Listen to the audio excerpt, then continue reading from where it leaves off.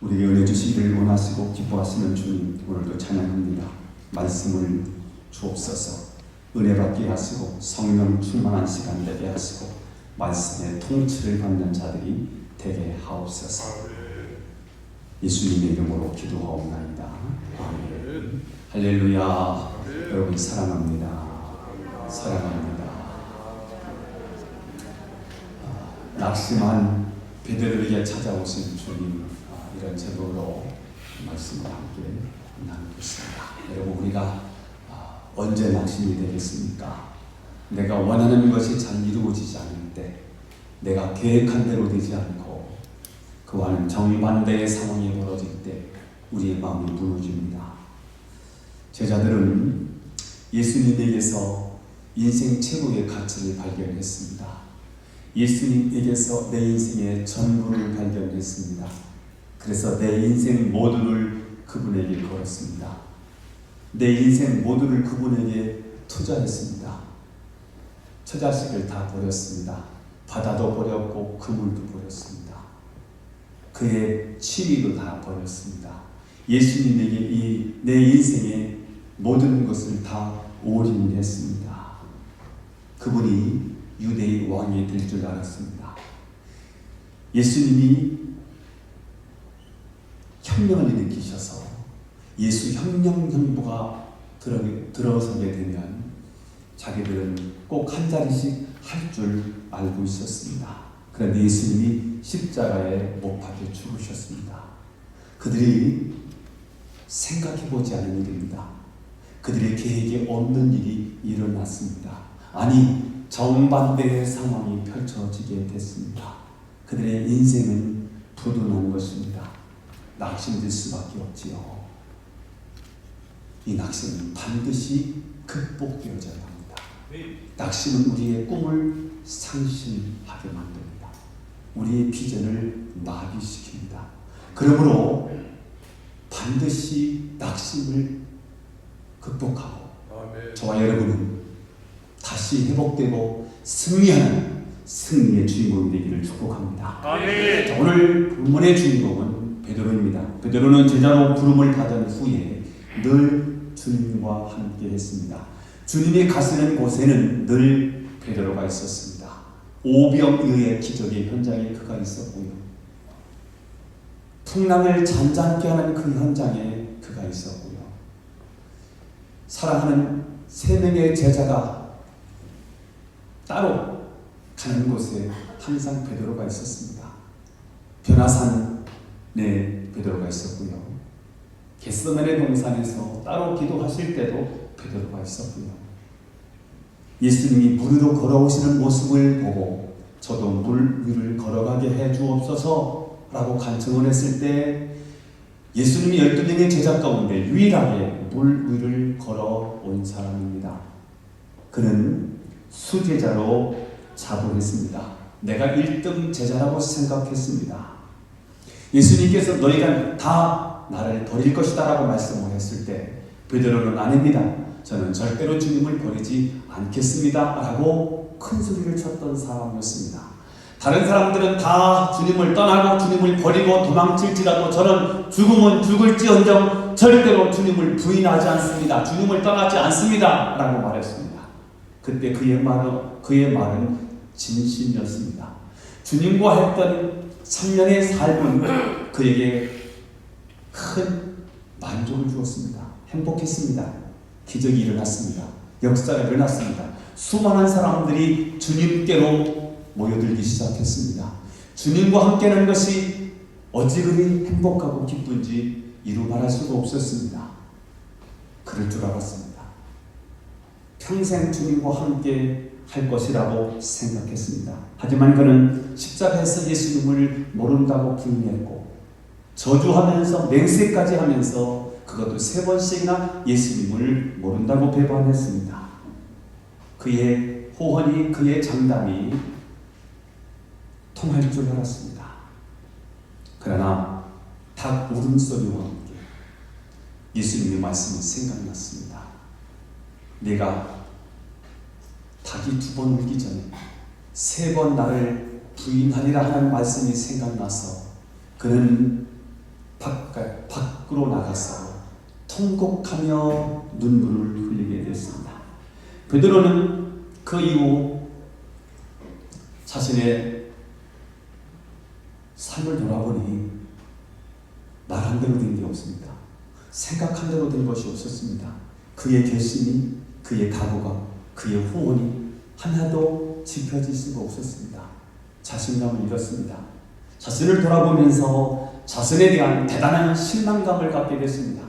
그리고 자신의 스승이며 주님이신 예수님을 배반했다는 사실 때문에 큰 죄책감에 시달렸습니다. 그 마음이 무너졌습니다.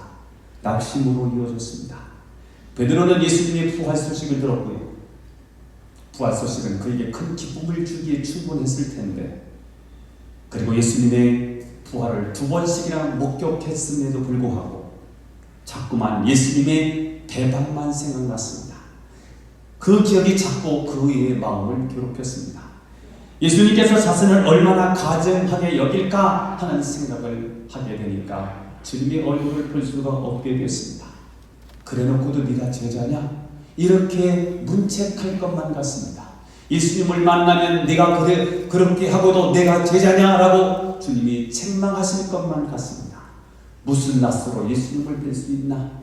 에이, 모르겠다. 고기나 잡으러 가자.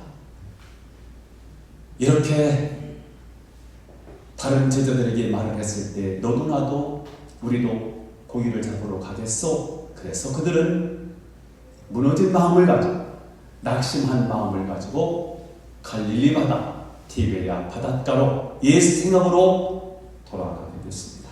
여러분, 왜 그가 부활의 주님을 만났음에도 불구하고 옛 생활로 돌아갈 수밖에 없었을까요? 낙심이기 때문입니다. 여러분, 이 낙심이 이렇게 무섭습니다.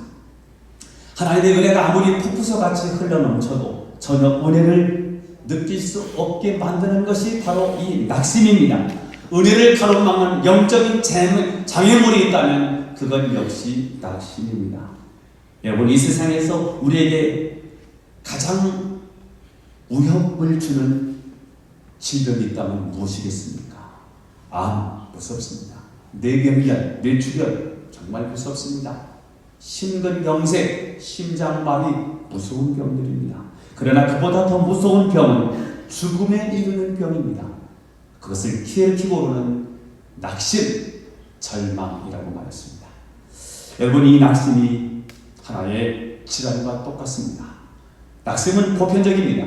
누구에게나 찾아옵니다. 남녀노소 가리지 않습니다. 빈부의 격차 상관없습니다. 우리 모두가 걸릴 수 있는 병, 낙심입니다. 그리고 이 낙심은 재발률이 높다는 데 특징이 있습니다. 반복적이고요. 그래서 그 낙심은 고질적이고 끈질긴 병입니다.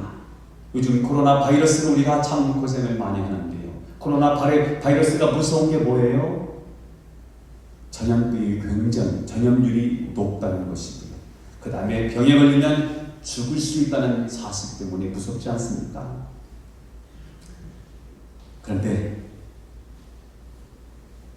낙심도 마찬가지예요. 전염성이 굉장히 강합니다. 낙심하는 사람이 옆에 있으면 같이 낙심을 하게 됩니다. 혹시 여러분 낙심의 영향력 아래 있습니까? 스스로 희망이 없다고 생각하고 하루에 여러 번씩 한숨을 쉬면서 절망하고 있다면 그 영향력은 대단합니다. 그 전염성은 대단합니다. 저는 여러분이 오늘 말씀을 통해서 우리를 우울하게 만드는 낙심 요소를 다 날려버리시고 승리하는 저와 여러분이 될 수 있기를 예수님의 이름으로 축원합니다. 네. 첫 번째입니다. 우리는 왜 낙심의 요소를 다 물리쳐야 할까? 오늘 본문에서 2가지 이유를 살펴보려고 합니다. 첫째는 낙심은 무엇을 들게 해요? 자격지심이 들게 하고요. 두 번째, 하나님의 축복을 놓치게 합니다. 한번 따라서 하겠습니다. 낙심은 자격지심이 들게 하고 하나님의 축복을 놓치게 합니다. 하나님의 축복을 놓치게 합니다. 제자들은 십자가 앞에서 다 도망갔습니다. 특히 베드로는 3번씩이나 예수님을 모른다고 하고 저주까지 하면서 도망쳤습니다. 그러니 무슨 낯으로 부활의 주님을 뵙겠다 생각했겠습니까? 자격지심이 들고 주님을 뵐 면목이 없었습니다. 과연 주님이 우리를 제자로 인정해 주실까? 그건 말도 안 돼. 우리가 알아서 피하는 게 낫지. 그래서 제자들은 미안하고 예수님을 뵐 면목이 없어서 스스로 고기를 잡으러 디베라 바닷가로 다 가게 된 것입니다. 우리도 마찬가지입니다. 낙심에 사로잡혀서 자격지심이 되고 하나님에 대한 믿음을 잃어버렸어. 내가 무슨 자격으로 복을 달라고 하나님께 기도할 수 있겠어? 하나님이 나를 기억이나 하실까? 내가 기도한다고 하나님이 들어주실 리가 없어. 이렇게 하고 이 모양으로 내가 어떻게 하나님 앞에 낯을 들고 나갈 수 있는가? 내가 하나님을 얼마나 실망시켜드렸는데 과연 하나님 나 같은 자를 쓰시겠어? 어림도 없을 거야. 그러면서 우리는 자격지심이 들었어.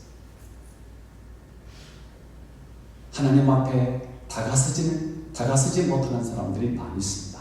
그러나 여러분, 이렇게 힘들고 어려울 때 신앙이 자리에 오는 것, 이것은 정말 생각만 해도 절망적입니다.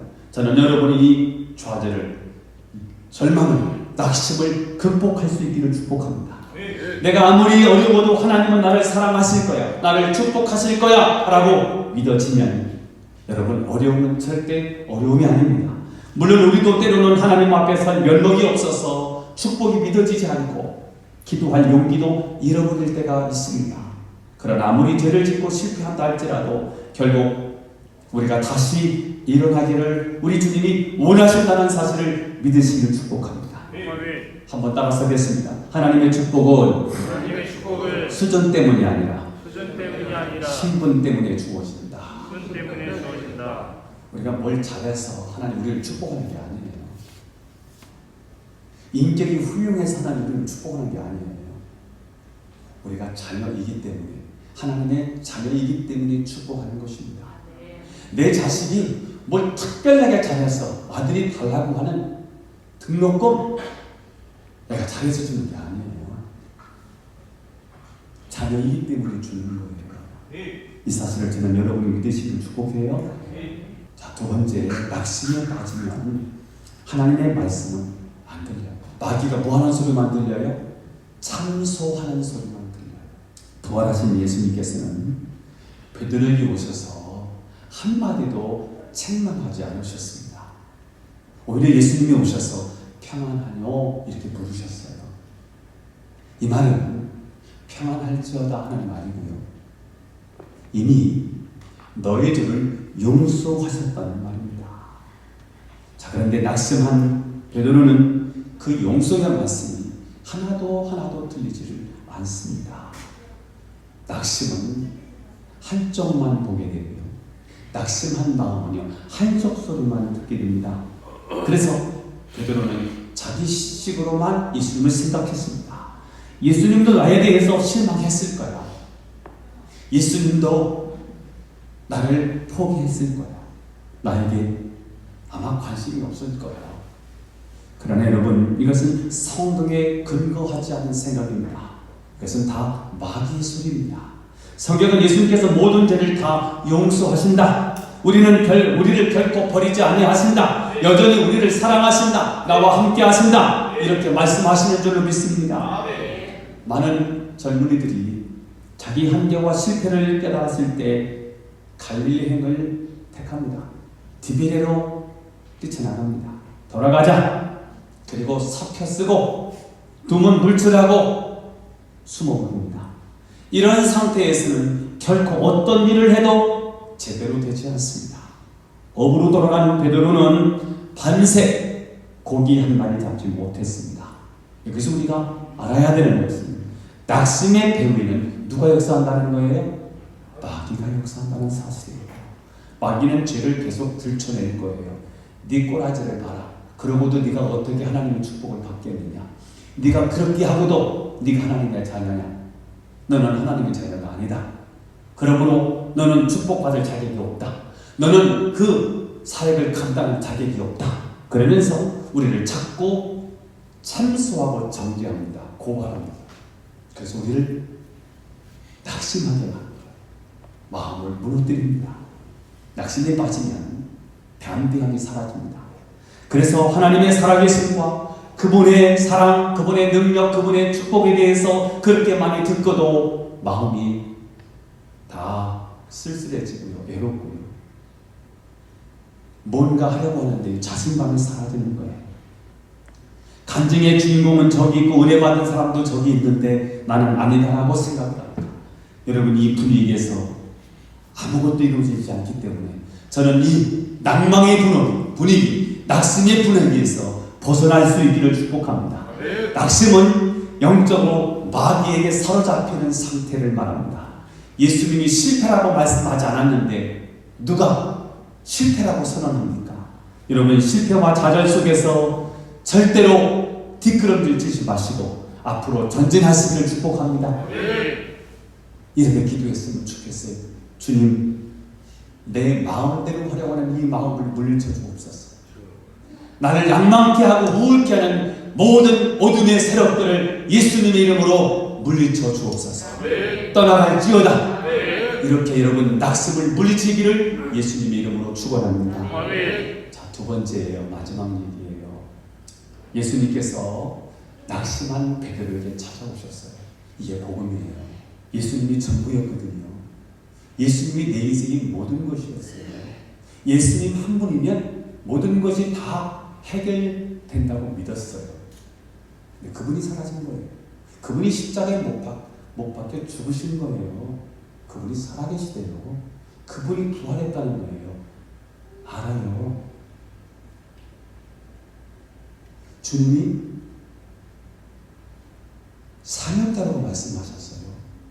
나를 따라오너라 내가 사람을 향한 어부가 되게 하리라. 주님이 말씀하셨어요. 제자예요. 영혼을 낚는 사람을 하나님의 사람으로 만드는 영적인 리더예요.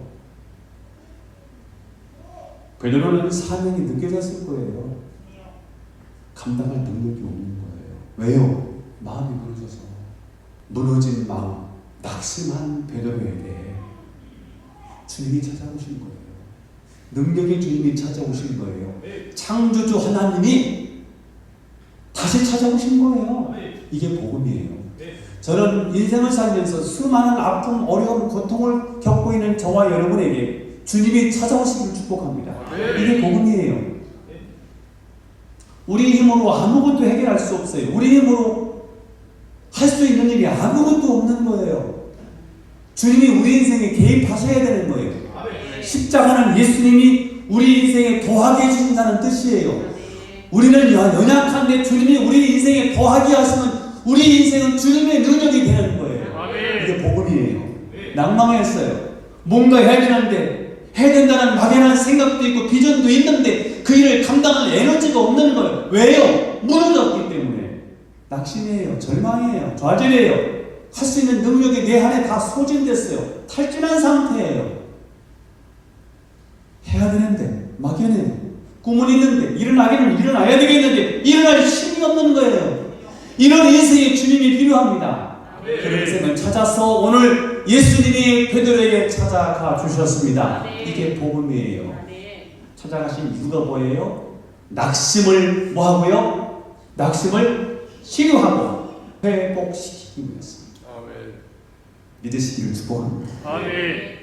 베드로는 밤새 그물질을 했는데 물고기 한 마리를 잡지를 못했어요.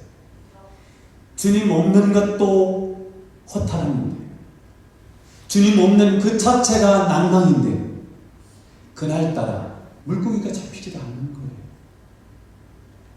내가 하던 일이에요. 익숙한 일이었어요. 내가 지금까지 최고 잘하는 일이었어요. 바다에서 컸어요. 배를 타고 갈릴리 호수에 나가서 물고기를 잡는 일이 그의 전문직이었어요. 근데 그날따라 하나도 안 잡혔어요. 애썼어요. 수고했어요. 밤새도록 애썼는데 하나도 안 잡히는 거예요. 이게 그날 그가 처해 있는 현실이었어요. 얼마나 허탈하고 얼마나 공허하고 얼마나 낙심이 되었을까요? 그때 주님이 찾아가셔서 말씀하셨어요. 뭐라고 말합니까? 6절 말씀을 읽어보도록 하겠습니다. 시작. 이르시되 그물을 배 오른편에 던지라. 그리하면 잡으리라 하시니 이에 던졌더니 물고기가 많아 그물을 질 수 없더라. 기적이 일어난 거예요. 놀라운 일이 벌어진 거예요. 이 말씀은 베드로가 예수님이 제자로 확정받았을 때 그때 주셨던 말씀과 너무 비슷한 말씀.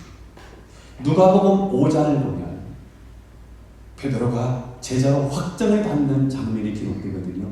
5절 6절이 기록됐어요. 읽어보겠습니다. 시작. 시몬이 대답하여 이르되 선생님 우리들이 밤이 새도록 수고를 하였으되 잡은 것이 없지만은 말씀에 의지하여 내가 그물을 내리라 하고 6절 그렇게 하니 고기를 잡은 것이 심히 많아 그물이 찢어지는지라.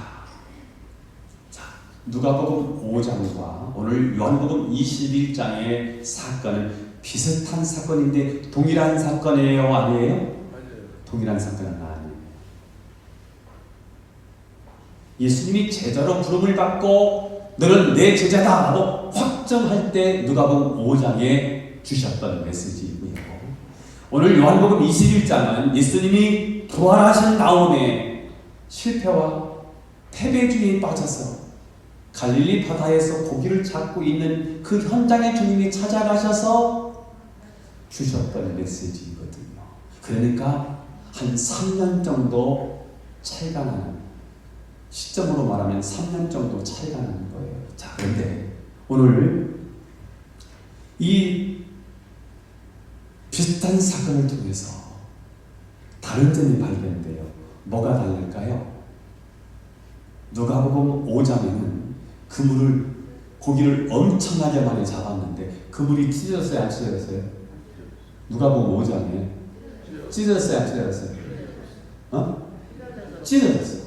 자, 그런데 오늘 요한복음 21장을 보니까 그물이 찢어졌어요, 안 찢어졌어요? 안 찢어졌어요. 11절에 나와. 안 찢어졌어요. 저 오늘 제가 밥 먹으면서 아침 식사하면서 우리 사람한테 물었어요. 아니, 밥 먹기 전에 일어나서 여보, 누가복음 5장과 요한복음 21장의 사건은 비슷한 사건인데 다른 점이 있어. 누가복음 5장은 그물이 찢어졌고 요한복음 21장은 그물이 찢어지지 않았어. 왜 그럴까? 글쎄, 왜 그럴까? 제가 이렇게 말했어요. 처음 제자들은 이 공동체가 와야 되는 그리스도의 그물 공동체가 와야 되고 찢어지고 흩어지는 이 공동체였다면 두 번째 다시 회복되는 공동체는 찢어지지 않아. 그냥 이게 맞는지 안 맞는지는 몰라요. 제가 그렇게 느껴진 거예요. 공감하세요? 그럴듯하죠? 이게 다른 점이에요. 근데 공통점이 하나 있어요. 뭘까요? 예수님이 말씀하셨고 순종하시자 기적이 일어나는 거예요. 이게 공통점이었어요. 그렇습니다. 오늘 낙심에 빠진 베드로는 기적이 필요해요. 다 무너졌거든요. 억장이 무너졌어요. 마음이 다 만갈래로 갈라졌어요. 낙심, 절망, 좌절이에요. 깊은 늪에 빠졌어요. 사명 알아요. 감당할 수가 없어요. 비전이 있는데 가물가물해요. 비전 성취를 위해서는 힘이 필요하고 에너지가 필요한데 그것을 감당하려고 하면 먼저 마음이 세워져야 돼요. 마음이 무너져 있어요. 낙심이에요. 이런 사람에게 정말 필요한 게 뭔지 아세요? 기적이 필요한 줄 믿어요. 여러분, 기적이 뭘까요? 세상에서 말하는 기적과 성경에서 말하는 기적이 달라요. 성경에서 말하는 기적, 기독교의 기적이 뭔지 아십니까? 하나님께서 개입하신 결과로 나타나는 초자연적인 현상, 경이로운 일, 이것이 기적이에요. 하나님이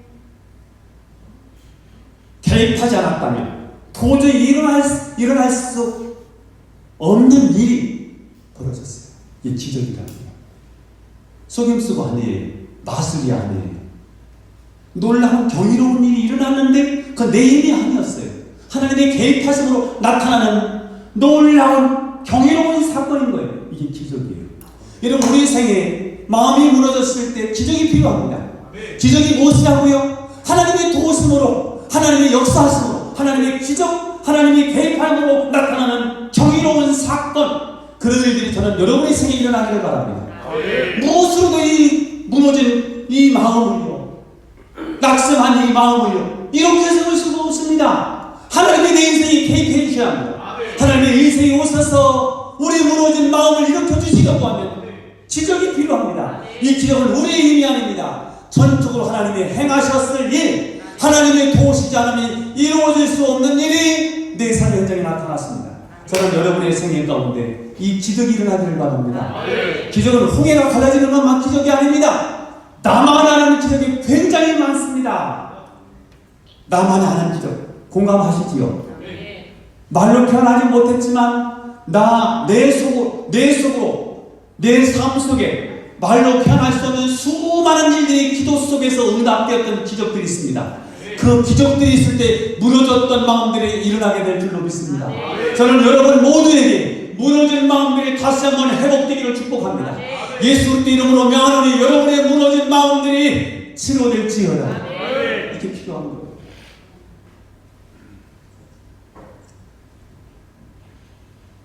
이 기적은 베드로의 마음을 치료했고요, 베드로의 무너진 마음을 회복하는 능력이 되었습니다. 하지만 여러분, 이 기적은 그냥 오지 않습니다. 반드시 믿음과 순종이라는 채널을 통해서만 기적이 나타난다는 사실이에요. 이것을 처음 부르실 때도 이 기적을 통해서 말씀하셨고, 말도 안 되는 말이지만 비이성적인 말이고 비합리적인 말이고 상식적으로 도저히 납득할 수 없는 말이지만 그 말씀에 순종했을 때 그물이 찢어질 정도로 엄청난 고기를 잡았다는 거예요. 부르실 때도 그랬어요. 그런데 다시 그를 회복할 때도 비슷한 사건을 통해서요, 말씀하시니까 그가 순종했어요. 그러자 기적이 일어났어요. 이 기적은 그의 능력이 아니에요. 하루 종일 밤이 새도록 수고했는데 고기 한 마리 잡지를 못했던 그 현장이에요. 그런데 주님의 명령에 순종했더니 153마리, 작은 수가 아니에요. 그 당시는 굉장한 거였어요. 최고의 고기를 낚은 거예요. 아마 베드로의 생애 가운데 주님이 말씀하셔서 순종했을 때 나타나는 그 기적은 아마 그 정도로 고기를 잡은 적이 없었을 것입니다. 자, 오늘 예수님께서는 기적의 방법을 알려주시기 위해서, 살기의 방법을 알려주시기 위해서 비슷한 체험을 반복하셨어요. 홍해를 가르셨던 우리 하나님께서 요단을 갈라주셨어요. 오병이어로 5,000명을 먹이게 해 주셨던 우리 주님께서는 7병이어로 7,000명을 먹이는 사건을 다시 반복하셨습니다. 이 기적의 재료들이 다 무엇이었습니까? 믿음과 순종이었습니다. 예수님께서는 이 사실을 알려주시기 위해서 반복적으로 말씀하셨고, 이 기적의 원천을 설명해 주시기 위해서 예수님께서는 이 체험을 반복적으로 하게 하셨습니다. 그렇습니다. 그리스도는 어제나 오늘이나 동일하시며 그 능력은 지금도 변함이 없는 줄로 믿습니다. 코로나가 와서 굉장히 마음이 경직되고 불안하고 미래가 두렵고요, 앞으로 어떻게 될지 미래에 대한 불투명, 우리 모두 마음이 많이 무너져 있습니다. 그러나 저는 여러분이 무너진 마음이 오늘 말씀을 통하여 새롭게 회복되기를 바랍니다. 그리스도는 능력이세요. 그 능력은 어제나 오늘이나 동일하다. 코로나 때문에 도망가는 게 아니에요. 코로나 때문에 그리스도의 능력이 삭감된 게 아니에요. 그 능력은 어제나 오늘이나 동일한 줄로 믿습니다. 여러분, 애를 많이 쓰면 결과가 좋을 것 같잖아요. 꼭 그렇지 않아요. 수고 많이 하고 노력을 많이 하면 결과가 다 좋을 것 같잖아요. 그렇지 않아요. 밤이 맞도록 수고를 했지만 오늘 얻은 게 없어요. 주님 없이 아무리 애써 봐도요, 아무것도 거둬들인 게 없어요. 주님이 오셔서 이래라 저래라 하셔야 되는 것입니다. 오른쪽으로 라고 말씀하시면 오른쪽으로 그물을 내리면 되는 것이고요, 깊은 대로 그렇게 말씀하시면 깊은 대로 그대로 그물을 내리시면 되는 것입니다. 아마 베드로가 한평생 고기를 잡으면서 가장 많은 고기를 잡았을 때는 깊은 곳으로 오른쪽으로 이 말씀에 순종했을 때 가장 많은 고기를 잡았다고 저는 믿습니다. 지금도 이 말씀은 그대로 유효합니다. 여러분, 낙심을 어떻게 이길 수 있을까요? 기적이 필요합니다. 기적이 필요해요.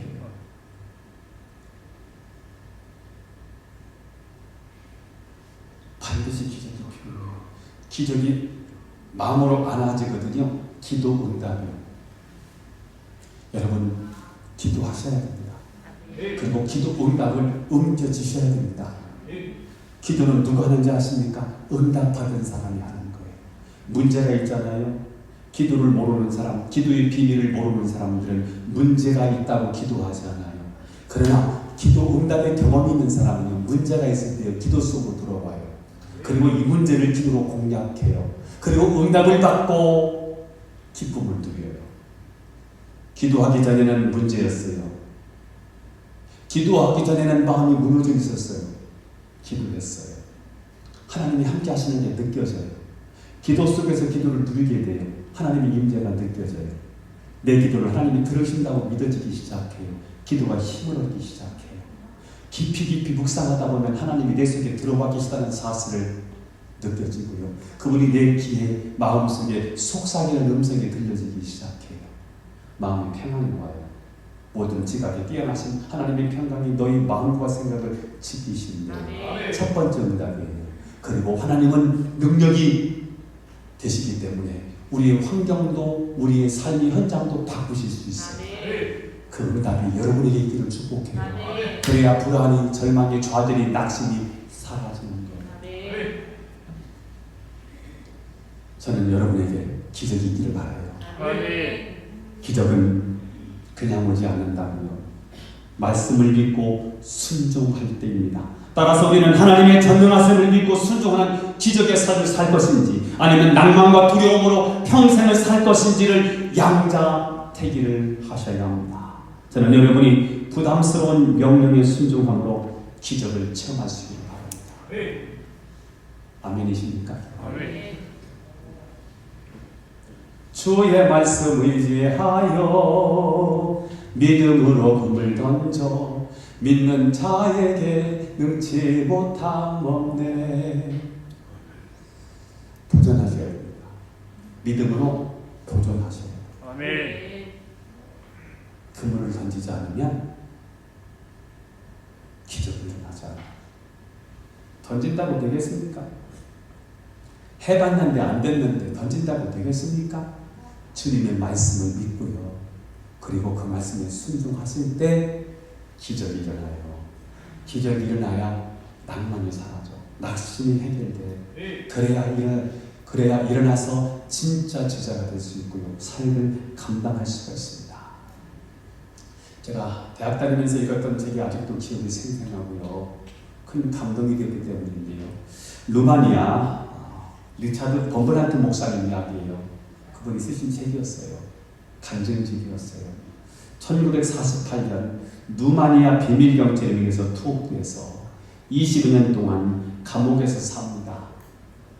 신앙을 버리게 하려고는 공산 당국에 의해서 엄청난 고난과 핍박을 그 감옥에서 당하게 됩니다.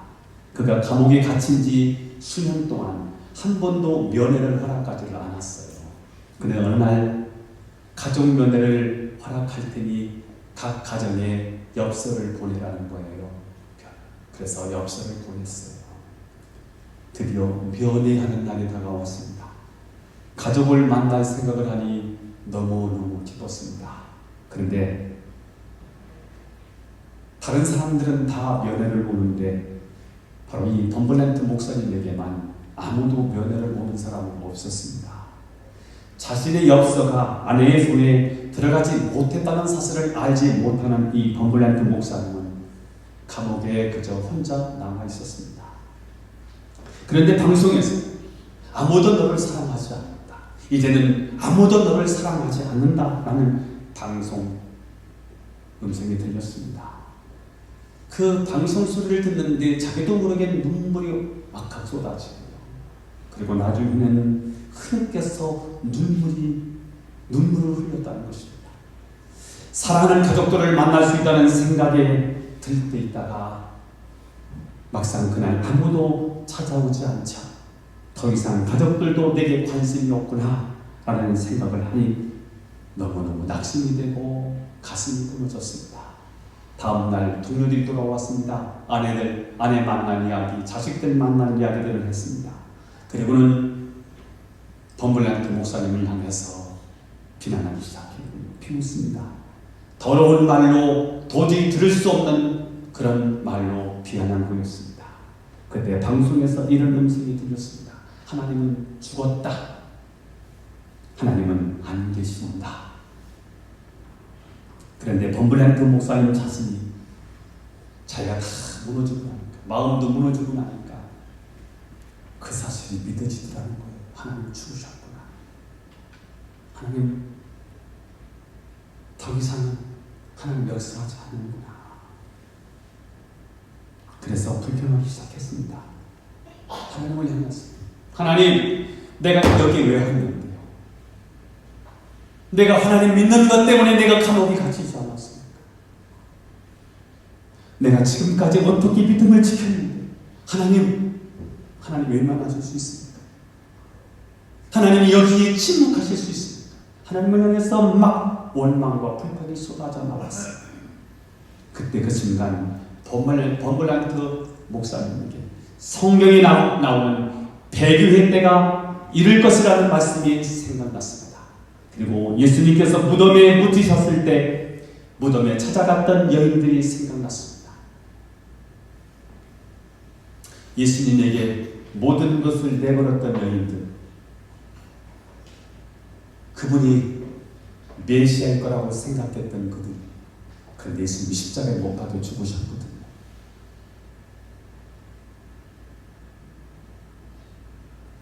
너무 갑작스럽게 이루어진 일이고요. 예수님이 그렇게 처참하게 못 박혀 죽으시고 곧 안식일이 찾아와서 장례식을 제대로 하지 못했는데 그것도 너무 마음이 아파서 무덤가로 찾아갔던 그 여인들이 생각이 난 거예요. 그 여인들도 나처럼 이렇게 절망스러웠겠지. 그러나 그들은 울면서 예수님의 무덤을 떠나지 않았지. 그 순간 그 목사님은 자신을 하나님께로 드리기로 결단을 했습니다. 그 환난과 혼돈 속에서 자신의 모든 판단까지도 하나님께 다 드렸습니다. 하나님, 저는 울 것입니다. 무덤 곁에서 울던 여인들처럼 저는 그냥 울겠습니다. 그리고는 그분이 20대를 복역을 하고 나라도 바뀌었어요. 그리고 그는 결국 풀려났고요. 그리고 누마니아에서 다시 기독교 부흥의 때가 오게 됐습니다. 그때 그는 부흥의 등불로 쓰임을 받는 주인공이 되었습니다. 여러분, 아무리 낙심이 되더라도 주님의 말씀에 순종하면 기적은 있습니다. 기적은 있습니다. 낙심이 치료되고 저는 일어날 수 있기를 축복합니다. 저는 사역을 하면서 가끔 낭만에 빠질 때가 참 많이 있었습니다. 그때마다 저는 하나님께 이렇게 고백했습니다. 하나님, 저는 안 돼요. 제가 안 된다고 말씀드렸잖아요. 습관적인 죄의제가 무너졌을 때, 설교하고 난 다음에 교인들이 전혀 은혜를 받지 못했을 때 그 좌절감, 설교를 하고 난 다음에 성도들이 변화가 전혀 없었을 때의 그 절망감, 교인들이 문제를 해결하지 못하고 그저 그 문제 속에 빠져 있을 때의 그 절망감, 그때 제가 하나님 앞에, 하나님 보셨잖아요. 제가 말씀드렸잖아요. 나는 안 된다고요. 나는 이렇게 무능하다고요. 저는 하나님께서 저에게 능력을 주시지 않았어. 제가 목회를 잘 못하는 줄 알았어요. 모세가 하나님께 사명을 받았을 때 저는 못해요. 저는 할 수 없어요. 부족해요. 다른 사람 써주세요. 라고 했던 그 모습이 사실은 제 모습이었습니다. 그때 주님이 말씀하셨어요. 내가 내게 베푼 것들을 보아라. 정신이 번쩍 들었습니다. 그리고 조금씩 내게 있는 것을 보기 시작했어요. 끝도 없이 많았습니다. 특히 십자가의 은혜와 성령이 오신 것만 해도 사실은 충분했습니다. 제게 없는 것이 1%였다면 저에게 가진 것은 사실은 99%였습니다. 저는 알고 보니까 받은 것이 너무 많은 목사였습니다.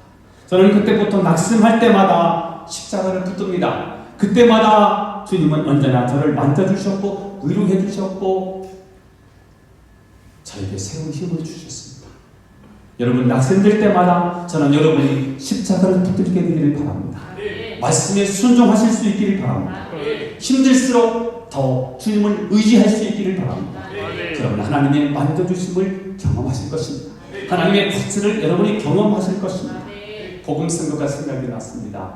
힘들고 지쳐 낭망하고 넘어져 일어날 일 전혀 없을 때에 조용히 다가와 손잡아 주시며 나에게 말씀하시네. 나에게 실망하며 내 자신 병약해 고통 속에 눈물 흘릴 때 못 잡는 그 손길 눈물 닦아주시며 나에게 말씀하시네. 뭐라고요? 너는 내 아들이다. 오늘 내가 너를 낳았다. 너는 내 아들이다. 나의 사랑한 내 아들이다. 여러분 낙심하십니까? 베드로보다 더 실패하셨습니까? 예수님께서는 큰 실패자 베드로도 치료하시고 주의 큰 사도로 쓰셨습니다. 그것은 주님의 계획이셨습니다. 오늘 본문은 베드로의 마음을 치료한 이야기입니다. 동시에 저와 여러분의 치유 이야기를 축복합니다. 낙심과 패배주의를 예수님의 이름으로 꾸짖으십시오. 그리고 주님을 바라보십시오. 나를 낙심케 하는 영아 예수님 이름으로 꺼져. 나를 실패하고 우울하게 만드는 모든 악한 영아 예수님의 이름으로 물러갈지어다. 혹시 여러분 중에 낙심에 있는 분이 계십니까? 오늘 부활하신 주님을 만나셔서 그분이 주시는 기적을 경험하게 됩니다.